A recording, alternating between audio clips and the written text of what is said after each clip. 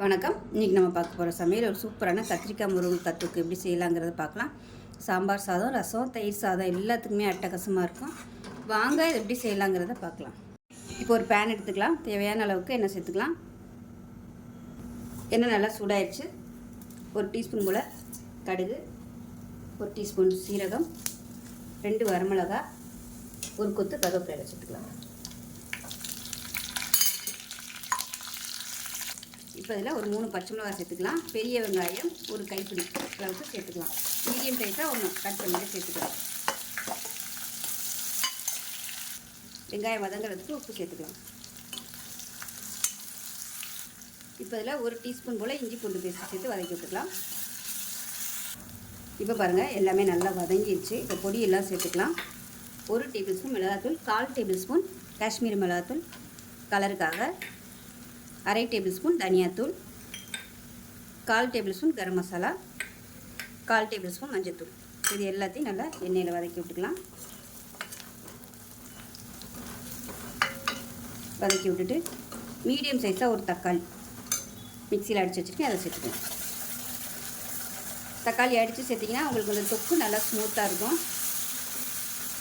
மீடியமான ஃப்ளேமில் வதக்கிட்டு நல்லா எண்ணெய் பிரிஞ்சு வரணும்.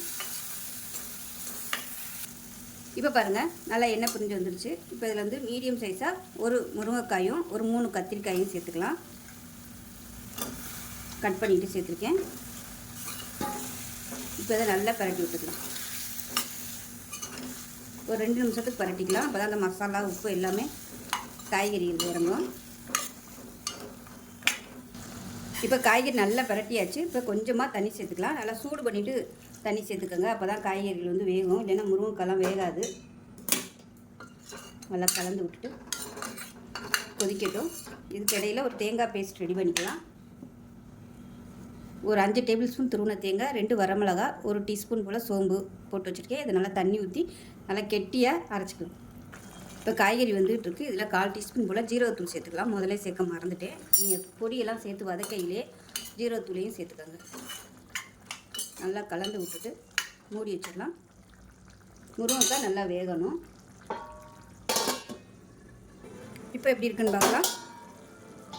இப்போ பாருங்கள் நல்லா எண்ணெயெல்லாம் பிரிஞ்சு நல்லா சூப்பராக வந்துருச்சு. முருங்கைக்காய் வெந்திருக்கான்னு பார்த்துக்கோங்க. ஒரு 3/4 பதம் வெந்துருச்சுன்னா நம்ம அரைச்சி வச்சுக்க அந்த தேங்காய் பேஸ்ட்டை சேர்த்துக்கலாம். சேர்த்து கலந்து விட்டுக்கலாம். இப்போ மிக்ஸி அலசிட்டு தண்ணி சேர்த்துக்கலாம்.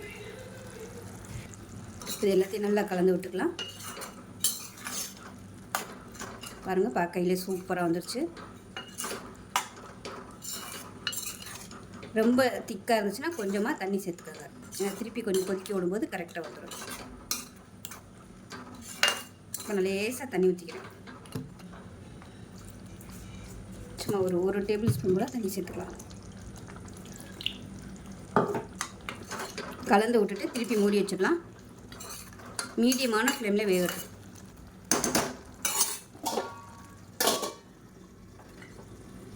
இப்போ எப்படி இருக்குன்னு பார்க்கலாம். பாருங்கள் சூப்பராக வந்துருச்சு.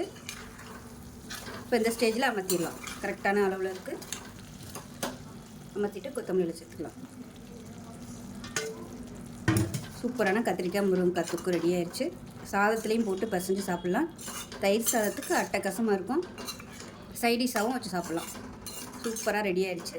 செஞ்சு பாருங்கள். செஞ்சு பார்த்துட்டு எப்படி இருந்துச்சுங்க சொல்லுங்கள். வீடியோ பிடிச்சிச்சுன்னா லைக் பண்ணுங்கள், கமெண்ட் பண்ணுங்கள். சேனலை சப்ஸ்கிரைப் பண்ணுங்கள். பக்கத்தில் பெல் பட்டனையும் ப்ரெஸ் பண்ணுங்கள். நன்றி.